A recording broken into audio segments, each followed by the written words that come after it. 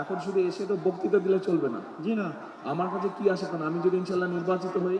Microphone হাতে নিয়েই ভাষণ টেকের নাগরিকদের সমস্যা শুনতে চাইলেন বিএনপি চেয়ারম্যান তারেক রহমান। মঞ্চে উঠে আসলেন ভ্যান চালক জুয়েল, জানান তার প্রত্যাশার কথা। আপনারা যদি সরকার হতে পারেন তাহলে আমাদেরকে একটা পণ্য বসানো করার একটা ব্যবস্থা করে দিতে হবে। এইটাই হলো আমাদের চাওয়া। ওটা মূল চাওয়া। এখানে আমরা বস্তিবাসী। এরপরে তারেক রহমান জানতে চান নারীদের সমস্যার কথা। মঞ্চে আসেন একাধিক নারী। তাদের মধ্যে একজন শিক্ষার্থী জানালেন তার ভাবনার কথা। আমাদের কিছুই নেই, আমরা চাই যে আমাদের একটা পুনর্বাসন হোক। আর আমরা বলছিলাম যে আমাদের ফ্যামিলি কার্ড দিবেন। আমাদের ক্যান্টনমেন্টের ভিতরের এরিয়াটা খুব সুন্দর, গোছানো পরিবেশ, সুন্দর পরিবেশ। তো এই দিকের পরিবেশটা যদি আরেকটু সুন্দর হতো। তারেক রহমানকে কাছে পেয়ে একজন নারী জানালেন তার ক্ষোভ ও দুঃখের কথা। স্মৃতিচারণ করলেন গাছ থেকে পেয়ারা চুরি করে খাওয়ার। তখন ওই নারীকে পেয়ারা গাছ রোপণের পরামর্শ দেন তারেক রহমান। শরীরটার সাথে আমাদের বাসার 20 ফিট জায়গা দখল করে নিয়ে গেছে।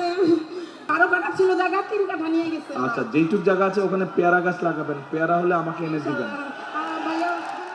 নিজের নির্বাচনী এলাকা ঢাকা 17-র ভাষানটেকে জনসভায় অংশ নিয়ে এভাবেই ভোটারদের মুখ থেকে সমস্যার কথা শুনেন বিএনপি চেয়ারম্যান। আশ্বাস দেন সমস্যা সমাধানের। যে তরুণ সমাজের সদস্য আছে, নারী হোক পুরুষ হোক, তাদেরকে বিভিন্ন রকম ট্রেনিং দিব, তাদের পড়ালেখা শেষ হোক বা শেষ হওয়ার আগে, যাতে দেশের ভিতরেই ব্যবসা বাণিজ্য হোক অথবা দেশের বাইরে হোক, তারা যাতে কর্মসংস্থানের ব্যবস্থা করতে পারে। প্রকৃত অর্থে গেল 15 বছর দেশে কোনো নির্বাচন হয়নি মন্তব্য করে তারেক রহমান আবারও বললেন, বিএনপি সরকার গঠন করতে পারলে 4 কোটি পরিবারকে ফ্যামিলি কার্ড দেওয়া হবে, কৃষকদের দেওয়া হবে কৃষি কার্ড। ধানের শীষ সরকার গঠনে সক্ষম হলে আজকে এই যে কয়জন মানুষ আপনাদের সকলের পক্ষ থেকে, এখানে উপস্থিত হাজার হাজার এই এলাকাবাসীর পক্ষ থেকে যেই সমস্যার কথা বলে গেছে, পুনর্বাসন সহ অন্য যেই সমস্যাগুলো বলে গেছে, কিন্তু পুনর্বাসন থেকে মূল সমস্যা বলেছে, ইনশাআল্লাহ আমরা সেই সমস্যার সমাধান করব এই এলাকার মানুষের জন্য।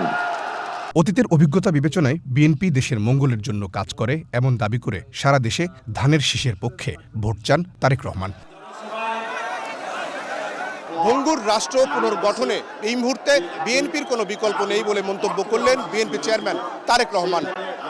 নিজ নির্বাচনী আসনের জনসভায় অংশ নিয়ে ভোটার এবং সমর্থকদের ভোট চেয়ে তিনি আশ্বাস দিলেন, বিএনপি বিজয়ী হলে আগামীতে বাংলাদেশের মানুষের আশা আকাঙ্ক্ষা পূরণে কাজ করবে বিএনপি। রহিম রুমন, ওয়ান নিউজ, ঢাকা।